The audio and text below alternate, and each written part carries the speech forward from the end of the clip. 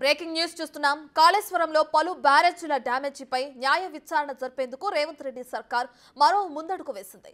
Judicial విచారణ కోసం supreme court మాజీ న్యాయమూర్తి జస్టిస్ పిసి ఘోష్ నేతృత్వంలో కమిషన్ ఏర్పాటు చేసింది.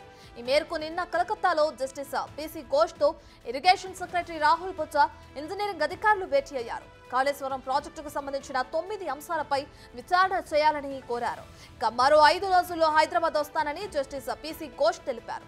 మరోవైపు జస్టిస్ పిసి ఘోష్ కమిషన్ కోసం ఆర్కే భవన్లోని 8వ ఫ్లోర్లో కమిషన్ ఆఫీస్ ఏర్పాటు చేశారు.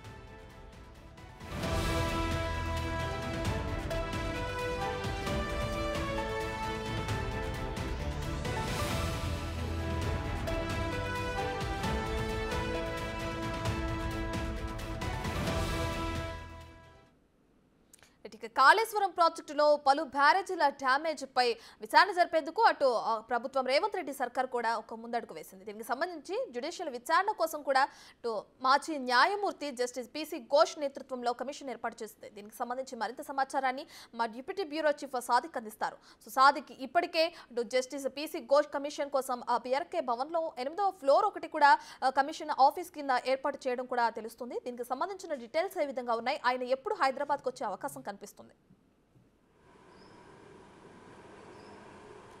రత్న, గత ప్రభుత్వం కాళేశ్వరం ప్రాజెక్టు పేరుతో ₹1,00,000 కోట్ల ప్రజాధనాన్ని దుర్వినియోగపరచడమే కాకుండా కాళేశ్వరం ప్రాజెక్టు ముఖద్వారమైనటువంటి మేడిగడ్డ బెరేజీ కుంగుబాటు సందర్భంగా జరుగుతున్నటువంటి అంశం మనకు తెలిసిందే. ఇప్పటికే NDSA national dam safety authority అధికారులు ఇప్పటికే దానిపైన పూర్తి స్థాయిలో విచారణ జరుపుతున్నారు. మరోవైపు రేవంత్ రెడ్డి సర్కార్ కూడా దీనిపై సమగ్ర విచారణ జరిపించాలని కూడా క్యాబినెట్లో తీర్మానం చేసింది. క్యాబినెట్ ఆమోదం తెలిపింది. జస్టిస్ పినాకిని చంద్రఘోష్ సంబంధించినటువంటి ఆ చైర్మన్గా 3 సభ్యులతో కూడినటువంటి కమిటీ కాళేశ్వరంలో జరిగిన అక్రమాలు అదేవిధంగా అవకతవకలపై పూర్తి స్థాయిలో విచారణ జరిపించేందుకు గాను ఈ నెల వాళ్ళు హైదరాబాద్కు రాబోతున్నట్టుగా తెలుస్తుంది. ఈ మేరకు ఇప్పటికే ఇరిగేషన్ శాఖ ముఖ్య కార్యదర్శిగా ఉన్నటువంటి రాహుల్ బొజ్జా, అదేవిధంగా ఈఎన్సీ నరేందర్ రావు శ్రీనివాసు, డిప్యూటీ ఈఎన్సీ ముగ్గురు కూడా చంద్రఘోష్తో కలకత్తాలో భేటీ కావడం జరిగింది. భేటీ అయిన తర్వాత సమగ్రంగా విచారణ జరపాలని కూడా ఆయనకు విజ్ఞప్తి చేయడం జరిగింది. ఇప్పటికే ఎన్డీఎస్ఏ సంబంధించినటువంటి రిపోర్టు కూడా సిద్ధమవుతుంది. మరోవైపు వారు కూడా ఎంక్వైరీ చేస్తున్నారు. మీరు కూడా సమాంతరంగా ఈ అంశంపైన కూడా పూర్తి స్థాయిలో విచారణ జరిపించాలని కూడా విజ్ఞప్తి చేయడం జరిగింది. ఈ మేరకు చంద్రఘోష్ కూడా 2-3 రోజుల్లో హైదరాబాద్కు రానున్నట్లు కూడా ప్రకటించినట్లుగా స్పష్టంగా అర్థమవుతుంది. ప్రధానంగా కాళేశ్వరం ప్రాజెక్టు అయినటువంటి మేడిగడ్డ, అన్నారం, సుందిల్ల ఈ 3 బ్యారేజ్లో జరిగినటువంటి అక్రమాలు, అదేవిధంగా టెండర్ ప్రాసెస్ నుంచి వెళ్ళి కంప్లీషన్ సర్టిఫికేట్ ఇచ్చే వరకు జరిగినటువంటి అన్ని సంబంధించినటువంటి పూర్తి స్థాయిలో ఉన్నటువంటి క్వాలిటీ కంట్రోల్ కానీ, ఉద్యోగులకు సంబంధించి కానీ, లేకపోతే దాని ప్రోటోకాల్ సంబంధించిన అనేక వివరాలన్నిటిపైన కూడా విచారణ జరిపించాలని కూడా ఇప్పటికే అధికారులకు ఆదేశాలు జారీ చేసిన దర్మియాన దీనిపైన సమగ్ర విచారణ జరిపించేందుకు గాను రేవంత్ రెడ్డి సర్కారు పినాకిని ఘోష్కు అయితే పూర్తి స్థాయిలో అయితే వారికి ఎంక్వైరీ కమిటీకి ఇచ్చింది. ఈ విచారణ కమిటీ చైర్మన్గా ఉన్నటువంటి పినాకిని ఘోష్ మరి 2-3 రోజులు హైదరాబాద్కు రానున్నారు. ఇక్కడ హైదరాబాద్లోనే బీఆర్కే భవన్లో, అంటే పాత సెక్రటరియట్ బీఆర్కే భవన్ 8వ ఫ్లోర్లో ఆయనకు ఒక ప్రత్యేకమైనటువంటి ఛాంబర్ను ఏర్పాటు చేసింది. ఆయనతో పాటుగా 3 న్యాయవాదులు కూడా ఉంటారు. సో ఇక్కడ కాళేశ్వరం ప్రాజెక్టు సంబంధించిన దాంట్లో చూసినట్టయితే కాళేశ్వరం ప్రాజెక్టులో ఉన్నటువంటి 3 బ్యారేజీలు మనకు మేడిగడ్డ, అన్నారం, సుందిల ఈ 3 బ్యారేజీలో జరిగినటువంటి టెండర్ ప్రాసెస్ నుంచి వెళ్ళి ఇప్పటి వరకు కంప్లీషన్ సర్టిఫికేట్ ఇచ్చే వరకు టైమ్ లైన్ సంబంధించిన పూర్తి స్థాయిలో O&M ఎట్లా ఉంది, ఆపరేషన్ మేనేజ్మెంట్ ఎట్లా ఉంది, అదేవిధంగా టెండర్ ప్రాసెస్ ఏ విధంగా చేశారు, ఏ సంస్థలు దీనిలో పాల్గొన్నాయి, ఆ సంస్థలు పాల్గొన్న తర్వాత ఎవరెవరు నిర్మాణం చేశారు తదితర పూర్తి క్షుణ్ణంగా సూక్ష్మంగా పూర్తి స్థాయిలో విచారణ జరిపించేందుకు గాను రేవంత్ రెడ్డి సర్కారు జ్యుడిషియల్ విచారణకు కమిటీ చైర్మన్గా ఉన్నటువంటి పినాకి ఘోష్కు ఇప్పటికే పలు సూచనలు చేసింది. ఒక 9-10 అంశాలన్నింటిపైన కూడా విచారణ జరిపించాలని కూడా ప్రభుత్వం అయితే భావిస్తుంది. ఈ నేపథ్యంలోనే టెండర్ ప్రాసెస్ నుంచి కంప్లీషన్ సర్టిఫికేట్ ఇచ్చే వరకు జరిగినటువంటి అనేకమైనటువంటి అంశాలన్నింటి కూడా పొందుపరిచి సమగ్ర విచారణ జరిపించాలని అయితే అధికారులకు ఇప్పటికే పూర్తి స్థాయిలో ఒక నివేదిక తయారు చేశారు. మరోవైపు క్వాలిటీ కంట్రోల్ సంబంధించినటువంటి ప్రాజెక్టులో జరిగినటువంటి అనేక అంశాలు ఉన్నాయి. మనకు మేడిగడ్డ మొత్తం 85 పిల్లలలో మొత్తం 7వ బ్లాక్లోని 3 పిల్లలు కూడా కుంగుబాటు జరిగింది. సో మిగతా సంబంధించినటువంటి పిల్లల్లో కూడా చాలా భద్రత లేదన్న విషయాన్ని కూడా ఎన్డీఎస్ఏ కూడా రిపోర్టు తాజాగా వెలువడించిన సంగతి తెలిసిందే. సో మొత్తం పూర్తి స్థాయిలో అది వయబిలిటీ ఉందా లేదా అన్న దానిపై పూర్తి స్థాయిలో విచారణ జరిపిస్తున్న ఒక న్యాయ నిపుణులు ఉన్నారు. అదేవిధంగా దీనిలో టెక్నికల్ ఎక్స్పర్ట్స్ ఉన్న నేపథ్యంలో ఒకవైపు ఎన్డీఎస్ఏ అంటే నేషనల్ డ్యామ్ సేఫ్టీ అథారిటీకి సంబంధించిన ఎన్డీఎస్ఏ వాళ్ళు కూడా విచారణ జరుపుతున్నారు.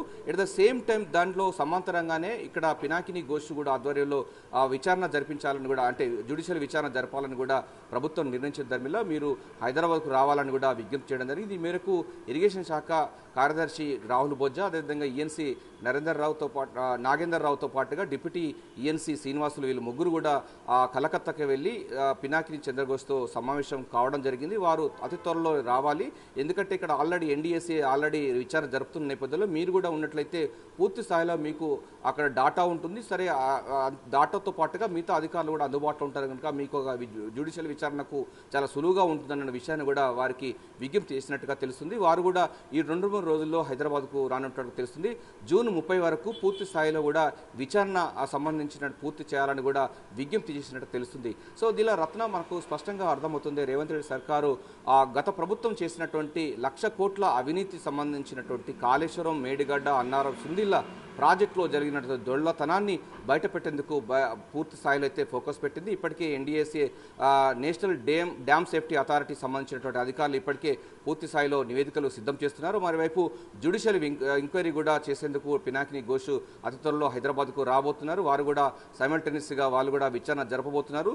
సో దీనికి సంబంధించిన దానిపైన టెండర్ల ప్రాసెస్ నుంచి టెండర్ల ప్రాసెస్ నుంచి కంప్లీషన్ సర్టిఫికేట్ ఇచ్చే వరకు ఎవరెవరికి ఇచ్చారు, దానికి ఆ టెండర్లు దక్కించుకున్న వాళ్ళకు ఆ నిర్మాణ సంస్థలకు సంబంధించినటువంటి వాళ్లకు ఆ వయబిలిటీ ఉందా, నిర్మాణం చేసేటువంటి స్తోమత ఉందా, లేకపోతే వారికి గతంలో చేసిన అనుభవాలు ఉన్నాయా, ఎవరి ప్రోద్బలంతో టెండర్ల ప్రాసెస్ ఇచ్చారు, ఆ అతి సూక్ష్మమైనటువంటి అంశాలన్నింటి కూడా ఈ జ్యుడిషియల్ విచారణ కమిటీ అయితే అధ్యయనం చేయనుంది. ఒక రిపోర్ట్ అయితే చేయబోతుంది. జూన్ 30 కల్లా ఒక నివేదిక ఇచ్చేందుకు మాత్రం ఇవ్వాలని కూడా ప్రభుత్వం అయితే judicial enquiry committee chairman Pinakini ఘోష్కు అధికారులు అయితే విజ్ఞప్తి చేసినట్టు కనబడుతుంది. సో ఏదైనప్పటికీ కాళేశ్వరం ప్రాజెక్టు సంబంధించినటువంటి ప్రాజెక్టులో అవకతవకలు, అక్రమాలపై వెలికి తీసేందుకు రేవంత్ రెడ్డి సర్కార్ అయితే చాలా స్పీడ్గా దూకుడుగా వ్యవహరిస్తుంది. ఇప్పటికే ఎన్డీఎస్ఏ రిపోర్టు అంటే ఎన్డీఎస్ఏ అధికారులు కూడా విచారణ జరుపుతున్న నేపథ్యంలో మరో 2-3 రోజుల్లో పినాకిని అంటే జస్టిస్ జ్యుడిషియల్ ఎంక్వైరీ కోసం నియమించినటువంటి జస్టిస్ పినాకిని చంద్రఘోష్ సంబంధించినటువంటి బృందం కూడా హైదరాబాద్కు వచ్చి పూర్తి స్థాయిలో కాళేశ్వరంలో జరిగినటువంటి అక్రమాలన్నింటినీ కూడా